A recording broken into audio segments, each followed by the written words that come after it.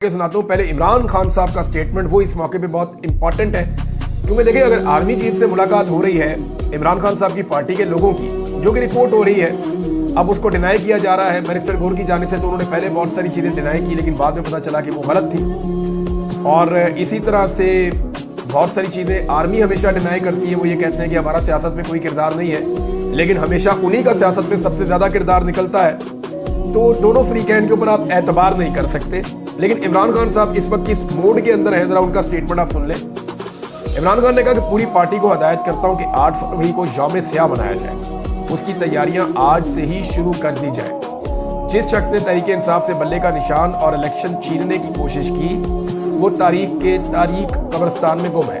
Chief election commissioner Sikandar Sultan Raja की मुद्दत भी कल खत्म हो रही है। अगर आर्टिकल 6 इस मुल्क में किसी पर लगाना चाहिए तो वो सिकंदर सुल्तान राजा पर लगाना चाहिए, यही बंदा है। इसने अवाम के मैंडेट को चोरी किया और कादी फायद ईसा ने इस इंतखाबी फ्रॉड को तहफ़्फ़ुज़ फराहम किया।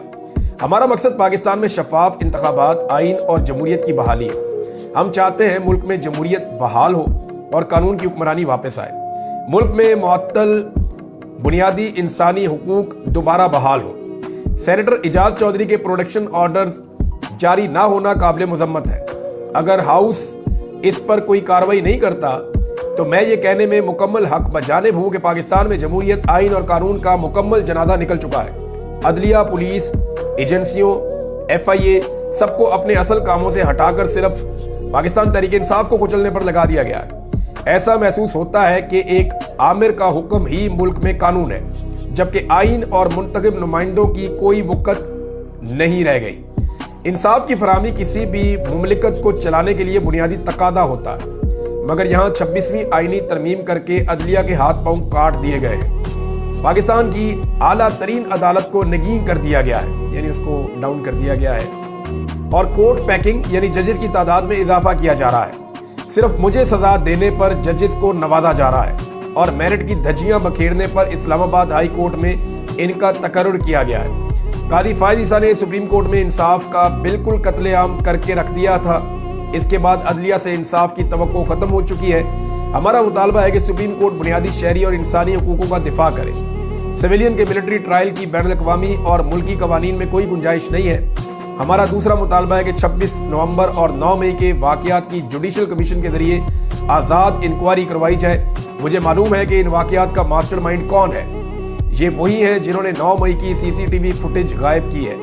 हुकूमत की जानिब से जुडिशल कमीशन की मुखालफत की कोई वजह समझ नहीं आती, मासवाए इसके कि वो खुद इस वाक़े में शामिल है। मैंने असद कैसर और उमर अयूब को अपोजिशन जमातों से रब्ता करने की हदायत की है।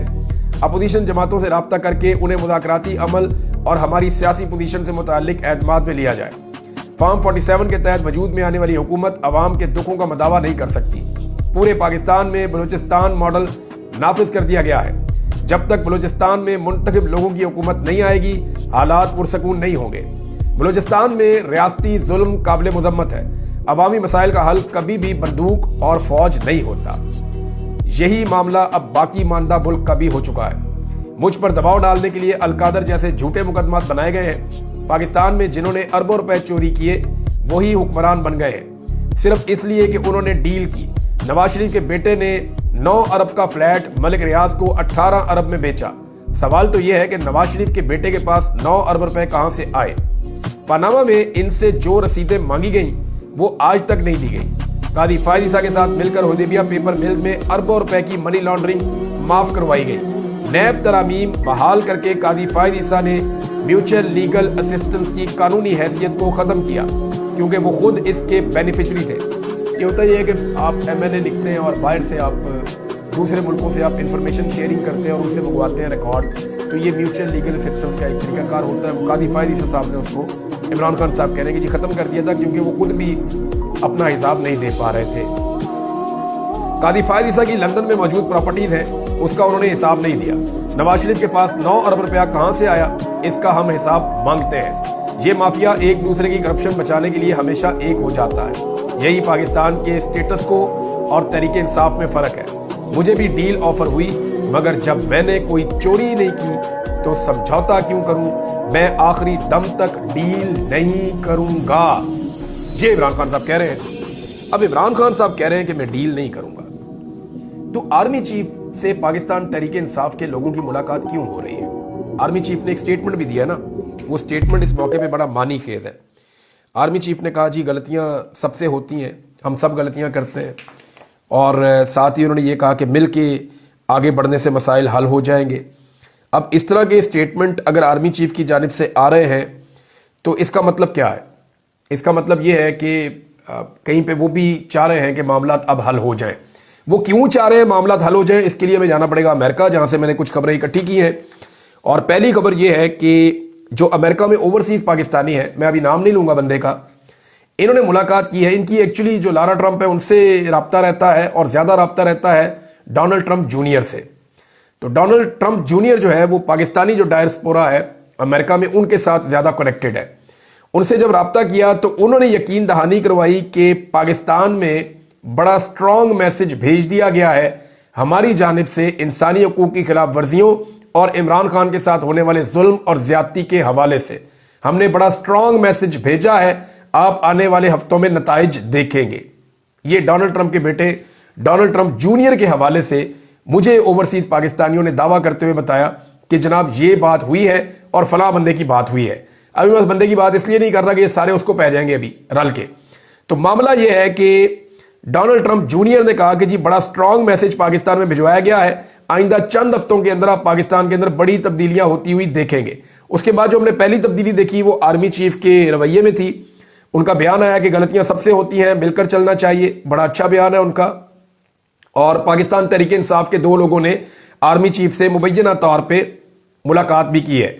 अब देखें, डोनाल्ड ट्रंप के एक सख्ती के बाद नेतन्याहू जैसा बंदा जो पूरी दुनिया की बात नहीं मान रहा, उसे जंगबंदी में जाना पड़ गया। हालांकि वो जंगबंदी में नहीं जाना चाहता, लेकिन उसे गिच्ची से पकड़ के जंगबंदी में ले गए। अब पाकिस्तान की एस्टेब्लिशमेंट और पाकिस्तान की हुकूमत जो है वो तो खुद कहते हैं कि बैगर्स आर नॉट चूजर्स, कि हम तो कुछ चुन ही नहीं सकते, हमारी तो औकात ही कोई नहीं है। वो खुद कहते हैं कि हम वेंटिलेटर के ऊपर है। पाकिस्तान के वज़ीर दिफा का स्टेटमेंट है और किसी का नहीं है। पाकिस्तान का वज़ीर आज़म कहता है कि हम तो भिखारी हैं, हमारी तो कोई चॉइस हो ही नहीं सकती। और पाकिस्तान की मिलिट्री एस्टेब्लिशमेंट का ये रिकॉर्ड है 70 साल में कि अमेरिका से आने वाले हर हुक्म की तामील जो है वो फर्ज समझ के की गई है। कभी भी अमेरिका के किसी हुक्म की तामील में किसी किस्म की कोताही पाकिस्तान की मिलिट्री एस्टेब्लिशमेंट ने आज तक नहीं की।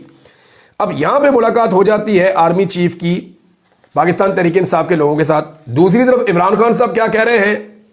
इमरान खान साहब कह रहे हैं कि जनाब नहीं, और वो नए इंतखाबात की भी बात कर रहे हैं, मैंडेट की बात कर रहे हैं, और वो ये कह रहे हैं कि मैं डील किसी सूरत नहीं करूंगा। अब मेरे पास जो खबरें हैं जो पाकिस्तान तहरीके इंसाफ से मुझे मिली, उसमें इमरान खान साहब ने ये कहा सबको कि ठीक है जुडिशल कमीशन बनने दो ना, पहले जरा जुडिशल कमीशन बन जाए, और जुडिशल कमीशन बनने के बाद मेरे जितने वर्कर हैं और लीडर हैं जरा वो बाहर आ जाए, उसके बाद फिर मैं अपनी बात करूंगा कि मैंने हाउस अरेस्ट होना है या नहीं होना, वो बात की बात है। उसको बाद में देखेंगे कि मैंने यहां से आजाद होना है या मैंने हाउस अरेस्ट होना है। ये इमरान खान साहब ने जो है वो अपनी लीडरशिप को कहा। कुछ सवालात यहां पे पैदा हो जाते हैं कि पाकिस्तान तहरीके इंसाफ को ऑफर क्या किया जा रहा है और उनसे डिमांड क्या की जा रही है। अच्छा, जो पाकिस्तान तहरीके इंसाफ से डिमांड्स हैं, पहले मैं वो आपको बता देता हूं। एक तो ये है कि जी इमरान खान साहब को हम छोड़ना चाहते हैं, लेकिन उसमें कुछ गारंटियां हैं जो हमें दी जाए। अब वो गारंटियां मांगी जा रही हैं।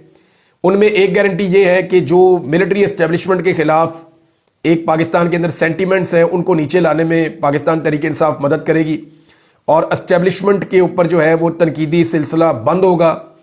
और साथ ये भी है कि अदालतों और इलेक्शन ट्रिब्यूनल्स के मामले में जो एस्टेब्लिशमेंट है वो अपना दबाव बिल्कुल ख़त्म कर देगी। और इसके साथ साथ ये भी कहा है कि इदारे और इदारे की लीडरशिप पे खान साहब खुद कोई बात नहीं करेंगे। और जुडिशल कमीशन इमरान खान के बाहर आने से पहले इसलिए बनाना पड़ेगा हर हाल में कि अगर इमरान खान साहब बाहर आ गए और जुडिशल कमीशन ना बना हुआ तो इमरान खान साहब को ना चाहते हुए भी एक तहरीक चलानी पड़ जाएगी। क्योंकि देखें, ये जो 26 नवंबर वाला मामला है ना, आप गौर करें कि जब से 26 नवंबर का कत्लेआम हुआ उसके बाद से इमरान खान साहब के ट्वीट बड़े तल्ख हो गए, उनके जुमले बड़े सख्त हो गए, और वो बैक फुट पे जाने की बजाय फ्रंट फुट पे आ रहे हैं। उन्हें इस बात की बड़ी तकलीफ है। अब ये बात सारे जानते हैं कि अगर इमरान खान साहब को रिहा किया गया और जुडिशल कमीशन ना हुआ तो इमरान खान साहब के बाद एक बड़ा जवाब होगा एक तहरीक खड़ी करने का, और वो तहरीक खड़ी कर देंगे। लिहाजा पहले जुडिशल कमीशन बनाया जाए, ताकि इमरान खान साहब को इस मामले में मुतमईन रखा जाए। जी 9 मई पे भी हो रहा है काम, 26 नवंबर पे भी हो रहा है काम, तो ये 2-3 महीने काम चलता रहेगा। तो खान साहब आप बाहर तो आ गए, लेकिन इन मामलात को लेकर आपने कुछ नहीं करना।